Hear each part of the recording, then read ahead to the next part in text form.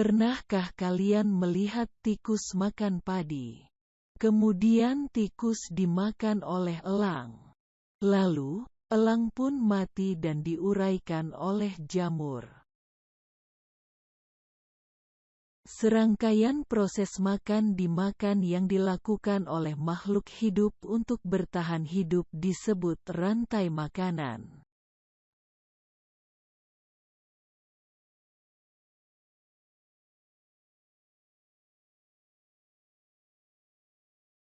Perhatikan contoh berikut ini.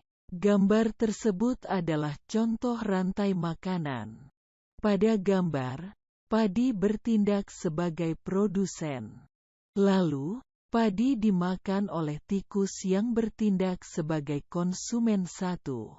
Kemudian tikus dimakan oleh ular yang bertindak sebagai konsumen 2.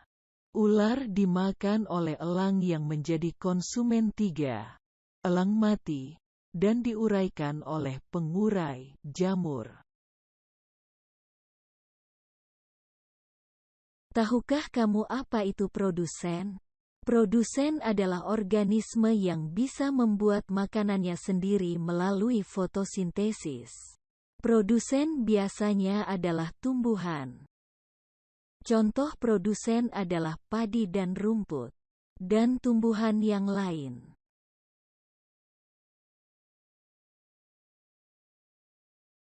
Selanjutnya adalah konsumen 1. Konsumen 1 adalah binatang yang memakan produsen. Biasanya konsumen 1 merupakan hewan herbivora atau pemakan tumbuhan. Contoh binatang yang merupakan konsumen 1 adalah tikus, belalang, ulat dan lain-lain. Selanjutnya adalah konsumen tingkat 2. Konsumen tingkat 2 adalah binatang yang memakan konsumen tingkat 1. Biasanya konsumen tingkat 2 merupakan hewan karnivora atau hewan yang memakan hewan lainnya. Contoh hewan yang bertindak sebagai konsumen tingkat 2 adalah burung dan ular. Selanjutnya adalah konsumen tingkat 3. Konsumen tingkat 3 adalah hewan yang memakan konsumen tingkat 2. Konsumen tingkat 3 adalah hewan karnivora puncak. Contohnya adalah elang dan singa.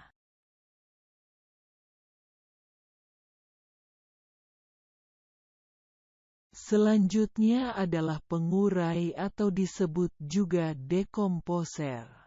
Pengurai adalah organisme yang memakan hewan yang telah mati. Adapun contoh dari pengurai adalah jamur dan cacing. Pada kehidupan ini, rantai makanan akan saling berhubungan dengan rantai makanan yang lain yang disebut sebagai jaring-jaring makanan. Mari kita bahas. Gambar di samping adalah contoh jaring-jaring makanan. Di dalamnya terdapat 4 rantai makanan. Rantai makanan pertama menampilkan tumbuhan yang dimakan oleh kelinci, lalu kelinci dimakan oleh elang. Pada rantai makanan kedua, tumbuhan dimakan oleh ulat. Ulat kemudian dimakan oleh laba-laba.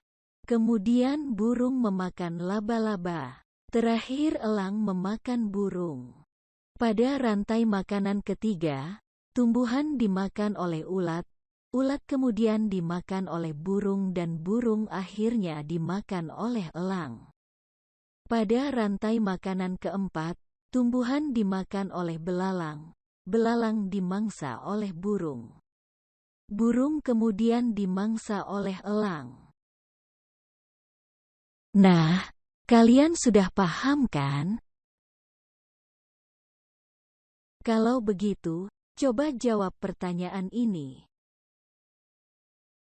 Pada jaring-jaring makan yang tadi, bagaimana jika jumlah burung berkurang? Apa yang terjadi?